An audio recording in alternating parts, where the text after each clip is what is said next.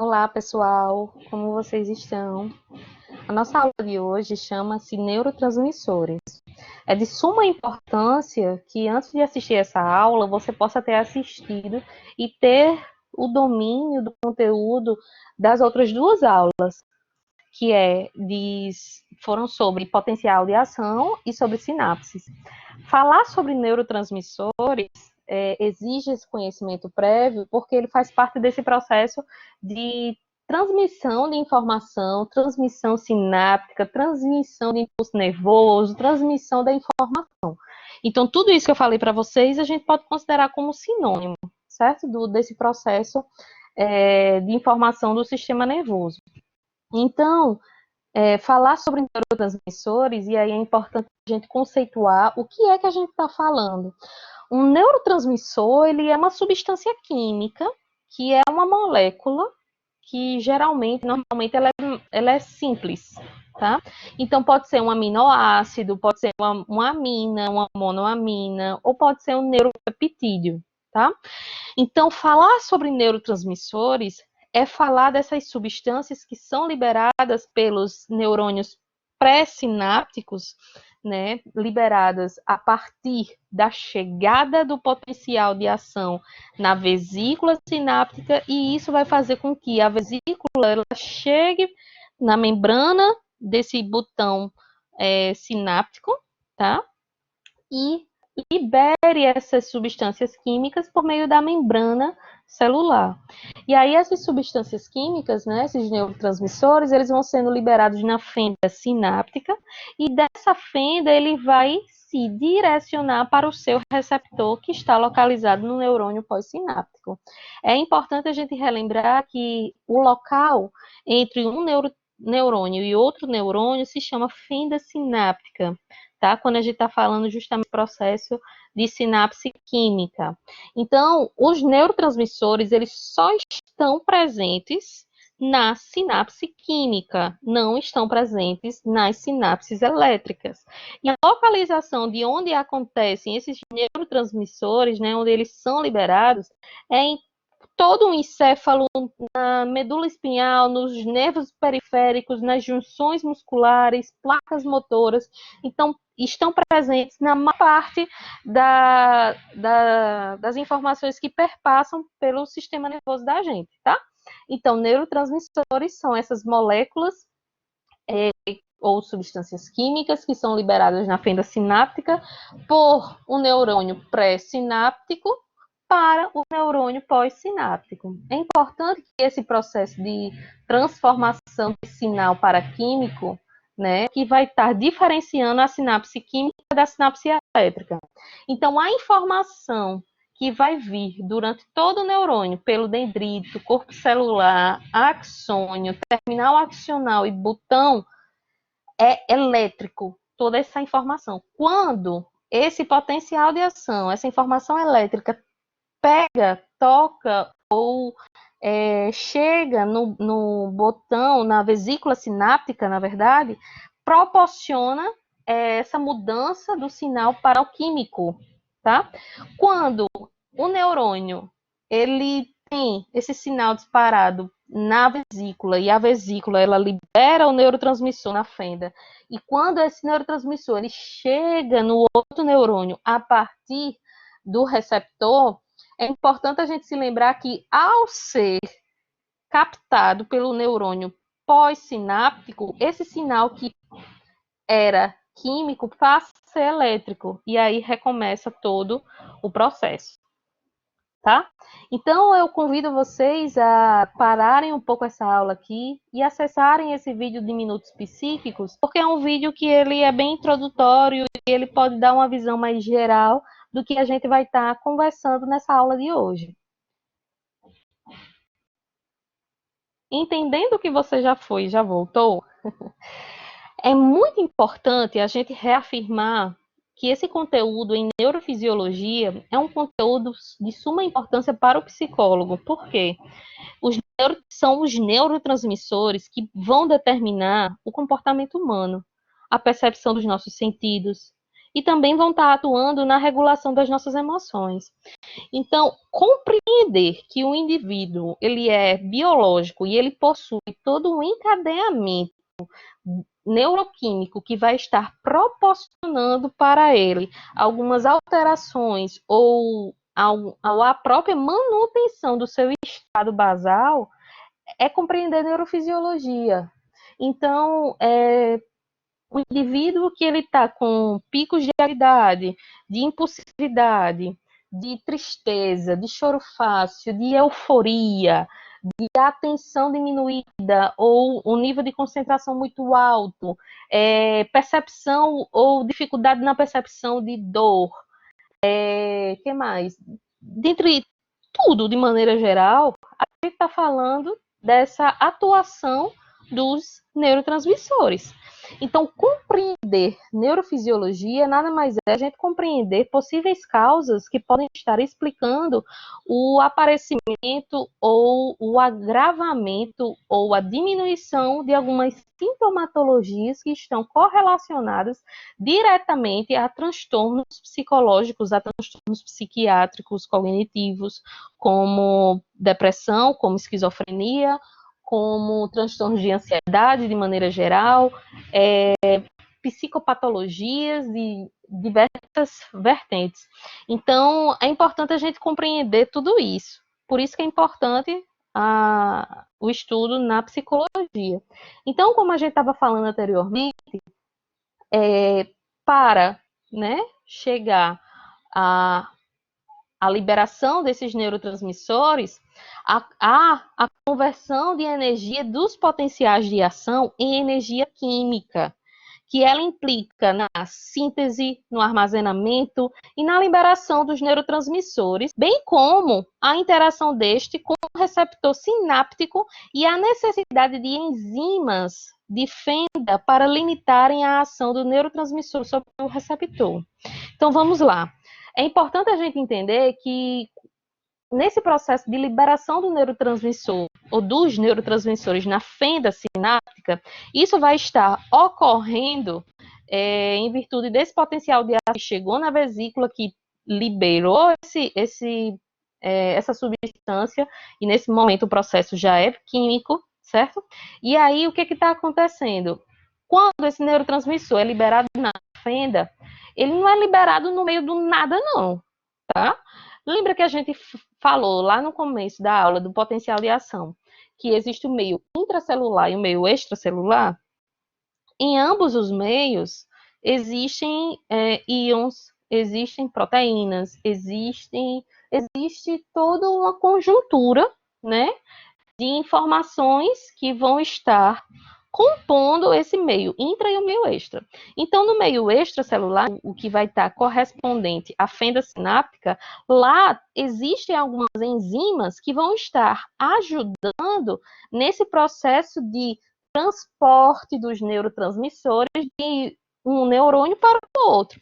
Então, existem algumas enzimas, né, que vão estar fazendo esse processo de transporte, que elas também podem estar limitando ou freando a ação do neurotransmissor sobre o receptor. Tá joia? Então é importante a gente entender também isso. E aí, eu faço vocês voltarem àquela aula lá de neurônios, quando a gente estudou e quando a gente entendeu que os neurônios, eles possuem diferentes morfologias, ou seja, diferentes formas, eles também têm diferentes funções, ou seja, por estarem em locais específicos, têm funções específicas. E justamente por isso, eles vão estar secretando, ou seja, liberando diferentes neurotransmissores, tá certo? Então, esses neurotransmissores, eles vão ser específicos para cada receptor. Então, nesse contexto, vão surgir duas classes com respectivos tipos específicos de respostas que a gente pode considerar em o neurotransmissor excitatório e o neurotransmissor inibitório. Nesse slide aqui tem trazendo essa diferenciação entre essas classes de maneira muito clara.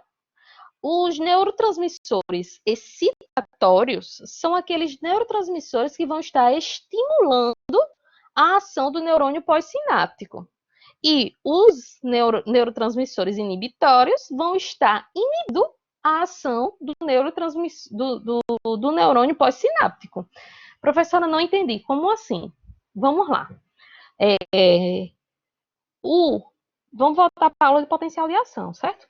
Para o neurônio estar em repouso, qual é a condição basal dele? Pausa aí o vídeo e tenta responder isso. A condição basal do neurônio, ou seja, ele em repouso, ou seja, ele polarizado, é o quê? Dentro existe essas cargas negativas, fora da célula, meio extracelular, cargas positivas, fora da célula existe um maior gradiente de concentração de sódio e dentro da célula existe uma maior concentração de potássio. Mesmo eu dizendo que existe uma maior concentração deste íon ou daquele íon, entenda que no meio intra, por exemplo, tem sódio sim, quando o neurônio está em repouso. Muito pequenininho, muito pouco. E o contrário também é verdadeiro. Quando o neurônio ele está em repouso, no meio extracelular, também tem potássio, mas pouco, tá? Aí o que acontece? Quando o neurônio ele é estimulado, ou seja, quando existe o disparo do potencial de ação, o que acontece? A célula despolariza, que isso significa o quê?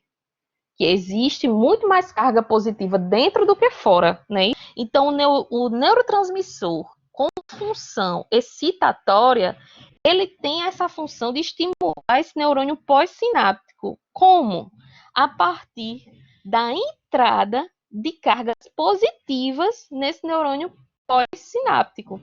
Então, ele vai estar estimulando, proporcionando, fazendo com que esse neurônio sináptico ele possa tá produzindo um potencial de ação mais rápido, tá? Então, chegou ali um neurotransmissor excitatório no receptor do pós-sináptico e ele tem essa capacidade de estimular, ou seja, de facilitar e permitir que cargas elétricas positivas entrem, então vai fazer com que o neurônio, ao invés de esperar a condição do potencial limiar, não, ele já estimula, tá? E aí, o oposto acontece com o neurotransmissor inibitório. Então, o que acontece? Nesse processo de potencial de ação, a gente já entendeu que o início dele, ou quando é disparado esse potencial, entra muito mais carga positiva, não é isso? Quando a gente está falando do neurotransmissor inibitório, o que ele faz com o neurônio pós-sináptico? Ele freia, ele pausa, ou ele diminui, ou ele inibe a ação desse neurônio. Aí, como ele faz isso? Fazendo justamente o oposto do que o excitatório. Então, ele vai permitir que cargas negativas entrem no neurônio pós-sináptico. Então, se lembrem, o neurônio está lá polarizado, em repouso, quietinho. Mas ele está vivo, certo? Então, ele está lá fazendo as suas movimentações dos íons, trabalhando na sua nutrição, fazendo a sua funçãozinha bonitinha. Mas está quietinho lá, está em repouso. Então, o que acontece? Existe a entrada de cargas negativas no interior da célula, que justamente ela já tem essa característica, né, do seu interior ser todo negativo.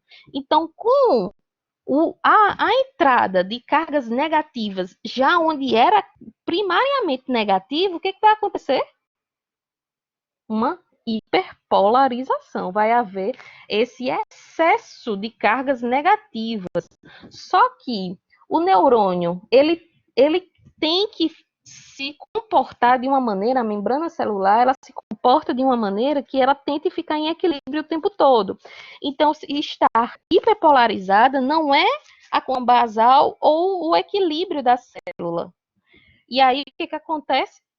Existe esse processo de hiperpolarização, ou seja, a partir da atuação da bomba de sódio e de potássio, a gente vai fazendo com que saiam algumas cargas negativas, mas permaneçam aquelas suficientes para manter o equilíbrio da célula, e entrem algumas cargas positivas, permanecendo a maior fora, para que a célula realmente fique em equilíbrio. Então, a partir do processo da hiperpolarização, o que acontece? A célula vai voltar para o repouso. Deixa eu desenhar aqui para vocês verem, né? Vamos supor que aqui é o plano cartesiano, né? Olha como eu desenho direitinho. E aí, aqui está a célula em repouso, certo? Menos 90 milivolts. Aqui está a voltagem 64 milivolts ou menos 70, de acordo com alguns livros. Então, o que acontece? A célula aqui está em repouso e quando ela vai se comportando, né? De tal maneira que ela vai aumentando as suas cargas elétricas, ou seja, nessa movimentação de entradas e saídas de íons, chega um momento quando ela está aqui nessa condição de menos 64 ou menos 70, de acordo com o autor, ela vai ter uma entrada abrupta de sódio, fazendo com que haja essa modificação na voltagem da célula, ou seja, aqui é um limiar de disparo dela, aqui a célula, deixa eu botar o lápis, aqui a célula está despolarizando, ou seja, ela fica o oposto do que ela está em repouso, só que chega um momento que ela está no topo dela. Então, ela percebe que precisa voltar às suas condições de repouso. Aí ela vai, ó, caindo. Esse processo se chama isso, repolarização. Só que o que acontece? Ao invés de ela voltar direto para cá, que é o seu nível de repouso, vamos supor que ela passou. Então, a célula, ela precisa se reorganizar e a membrana, ela se reorganiza a partir do próprio funcionamento da bomba de sódio e de potássio, né? E aí acontece um processo de hiperpolarização. Ou seja, para retornar ao nível ou a condição basal de repouso, eita, ficou muito reto não, mas aqui o rosinha agora foi repouso. Ela precisa se hiperpolarizar, né? Então ela vai se reorganizando. Então, tudo isso aqui que eu estou desenhando para você, isso aqui é revisão, tá? Revisão do potencial de ação. Se você ainda não compreendeu, volta lá na aula de potencial de ação. Se você ainda não entendeu, eu estarei disponível no horário da nossa aula para tirar suas dúvidas, certo? Então, aqui entra, né? Vamos supor, aqui é o exemplo, como é? Da atuação do neurotransmissor excitatório, tá? Então, ele vai ajudar ou estimular a excitação da célula, ou seja, ele vai ajudar a célula a se despolarizar e assim acontecer todo o potencial de ação. Aqui embaixo é onde vai estar atuando o neurotransmissor inibitório. O que ele vai fazer? Ele vai estar dando uma enxurrada de cargas negativas no neurônio pós-sináptico para frear todo esse processo que vem antes. Então, ele vai ajudar a célula a ficar em repouso e a partir daí ela começar um potencial de ação. Então, por isso que ela tem essa característica de inibir, né? Então, essas respostas de inibição tanto podem ser para aumentar o potencial negativo da membrana no neurônio seguinte, quanto também bloqueando a produção de mensageiros que vão estar intracelular, né, dentro da célula. Então, pode ser por esses dois caminhos que a gente vai estar inibindo essa ação do neurônio pós-sináptico.